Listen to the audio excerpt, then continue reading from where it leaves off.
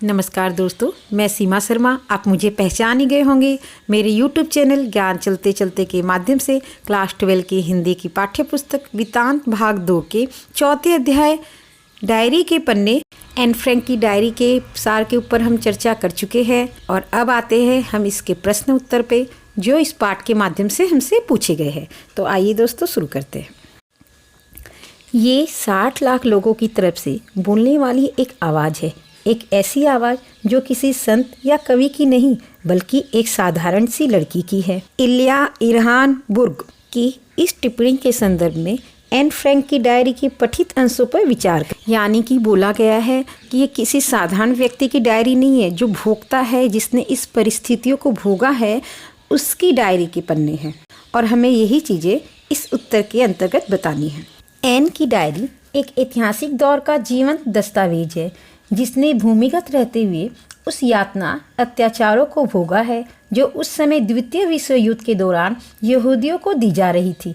साथ ही उसके निजी सुख दुख और भावनात्मक उथल पुथल का प्रमाण भी है, क्योंकि इसमें एन ने द्वितीय विश्व युद्ध के समय हॉलैंड के यहूदी परिवारों की अकल्पनीय यंत्रणाओं का वर्णन करने के साथ साथ वहाँ की राजनीतिक स्थिति एवं युद्ध की विभीषिका का भी जीवंत वर्णन किया है। किस तरह बमबारी हो रही है, किस तरह लोगों को जेल में रख के उन्हें यातनाएं दी जा रही है, इस सभी चीज़ों का वर्णन एन ने अपनी डायरी में किया है, जो हमें बताता है कि युद्ध के दौरान ऐसी ऐसी चीज़ें घटी हुई है और ये उसके विचार है जो इन परिस्थितियों में जी रहा था, इन परिस्थितियों का सामना कर रहा था और अपने आसपास होती सारी चीज़ों को भोग रहा था। यहूदियों को तरह तरह के भेदभावपूर्ण और अपमानजनक नियम कायदों को मानने के लिए बाध्य किया जा रहा था। यहूदियों के लिए ऐसे कठिन नियम बनाए जा रहे थे और साथ ही उनको मानने के लिए बाध्य किया जा रहा था जिससे उनका अपमान हो, उन्हें तकलीफ हो, कष्ट हो।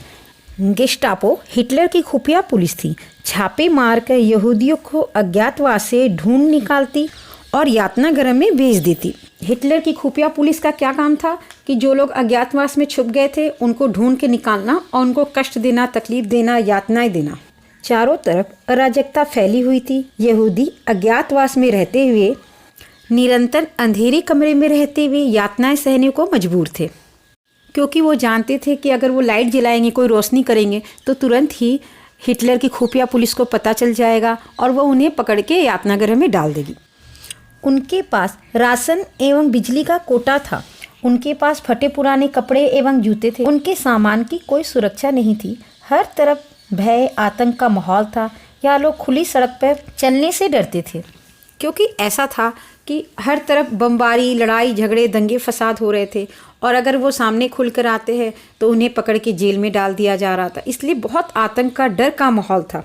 इसलिए इल्या इरहानबुर्ग की यह टिप्पणी है कि यह 60 लाख लोगों की तरफ से बोलने वाली एक आवाज़ है, एक ऐसी आवाज़ जो किसी संत या कवि की नहीं बल्कि एक साधारण सी लड़की की है, जो कि सर्वमान्य एवं सत्य है। यानी कि एक ऐसी लड़की की कहानी जो कवि या कोई संत नहीं थी बल्कि एक ऐसी लड़की थी जिसने इस यातनाओं को बहुत करीबी से देखा है, भोगा है और इस डर का सामना किया है और इस भय और अंधकार के बीच में जी रही थी। उसी ने ये सारी चीज़ें लिखी हैं। अगला प्रश्न है, काश कोई तो होता जो मेरी भावनाओं को गंभीरता से समझ पाता। अफसोस ऐसा व्यक्ति मुझे अभी तक नहीं मिला।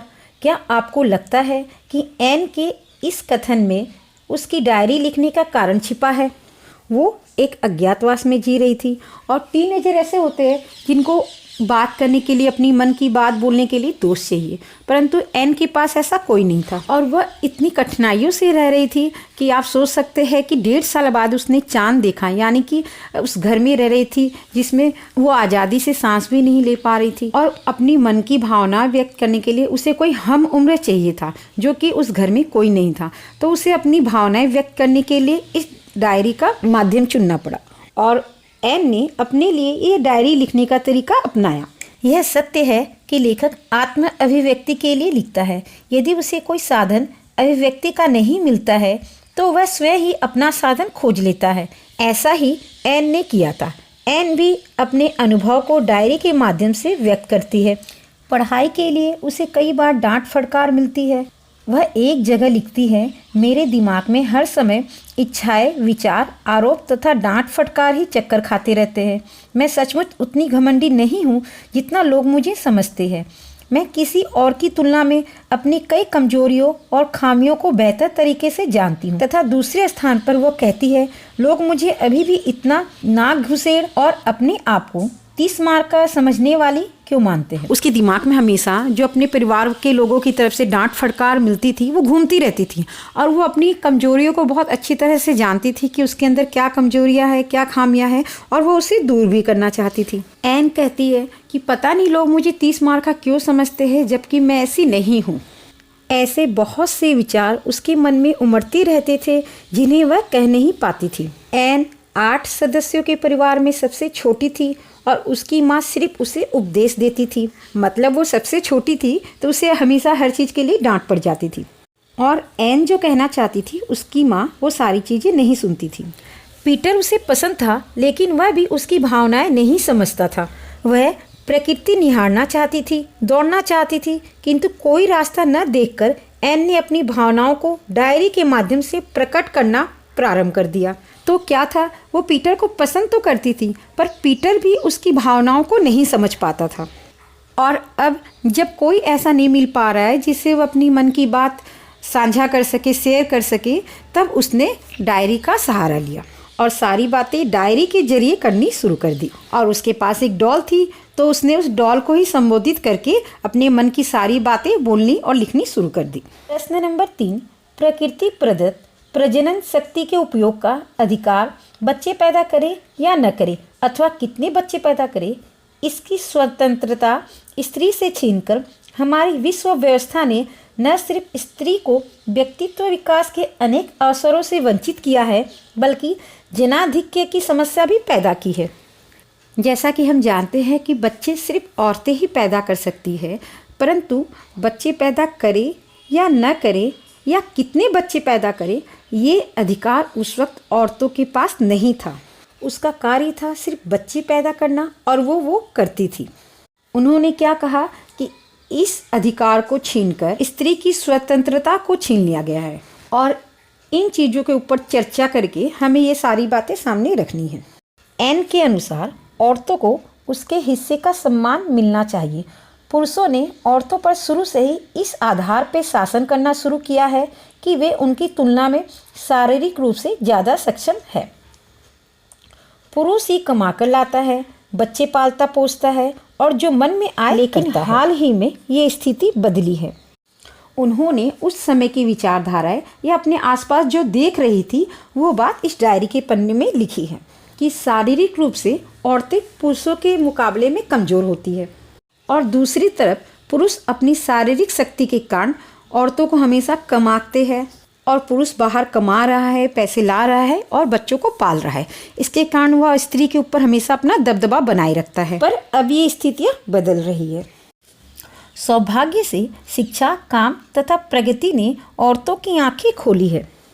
उस समय औरतें बहुत सी यातनाएं चुपचाप सहती थी, पर जैसे जैसे शिक्षा आई, प्रगति हुई और औरतों का दिमाग भी खुला, और वह अपने अधिकार के लिए खड़ा होना शुरू की कि कैसे हमारे ऊपर गलत हो रहा है, अत्याचार हो रहा है, और हमें भी अपने अधिकारों के लिए लड़ना चाहिए।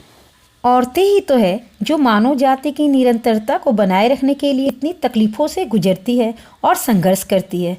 वो जितना संघर्ष एवं श्रम करती है उतना तो सिपाही भी नहीं करते।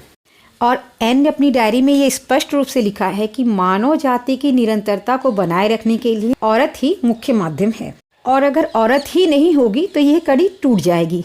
इसलिए औरतों को भी उतना ही सम्मान मिलना चाहिए जितना कि एक सिपाही को मिलता है। एक सिपाही देश की रक्षा के लिए लड़ता है, मरता है, उसी तरह औरत भी हर पल हर दिन लड़ती है और उतनी ही तकलीफ़ों को सहती है। कहा जाता है एक बच्चे को जन्म देते समय एक औरत को इतना दर्द होता है, इतनी तकलीफ़ होती है कि मानो वो उसका नया जन्म हो। एन के कहने का कतई मतलब बिल्कुल नहीं है कि औरतों को बच्चे जन्ना बंद कर देना चाहिए, बल्कि अपने अधिकारों के लिए सजग रहना चाहिए। एन का ये मतलब नहीं था कि औरतें बच्चे पैदा करना बंद कर दें। उनका मतलब था कि हमें अपने अधिकारों के बारे में जानना चाहिए, समझना चाहिए और पता होना चाहिए। इसके विपरीत प्रकृति चाहती है कि वे ऐसा करें और इस वजह से उन्हें यह काम करते रहना चाहिए।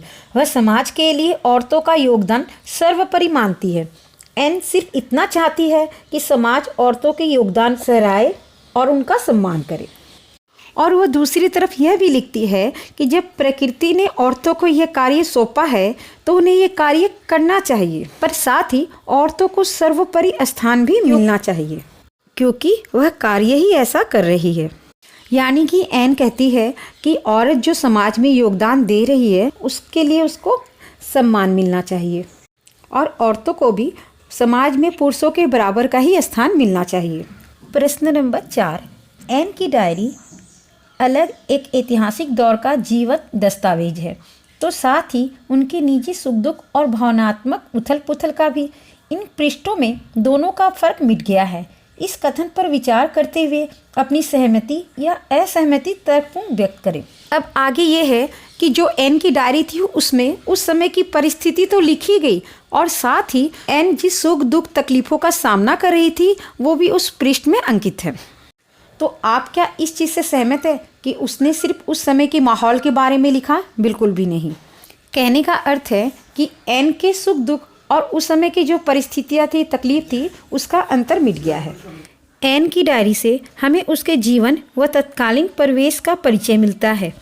इसमें द्वितीय विश्व युद्ध के समय हॉलैंड के यहूदी परिवारों की यंत्रणाओं का वर्णन करने के साथ साथ वहाँ के राजनीतिक स्थिति एवं युद्ध की विभीषिका का जीवंत वर्णन किया गया है। यहूदियों को तरह तरह के भेदभावपूर्ण और अपमानजनक नियम कायदों कानून को मानने के लिए बाध्य किया जाने लगा।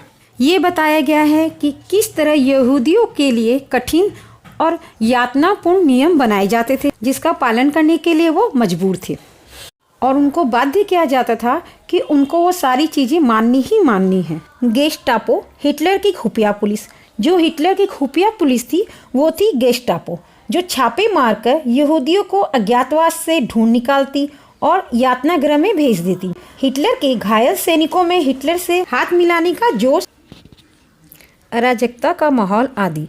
साथ ही यह डायरी एन के पारिवारिक सुख दुख और भावनात्मक स्थिति को भी प्रकट करती है। एन ने अपनी डायरी में सिर्फ वहाँ के सैनिक, जो घायल सैनिक थे, उनके अंदर हिटलर से हाथ मिलाने का जोश था, सिर्फ उसने यही भावनाएं व्यक्त नहीं की बल्कि अपने अंदर चल रहे द्वंद्व, अपने सुख दुख की भावनाओं को भी व्यक्त किया।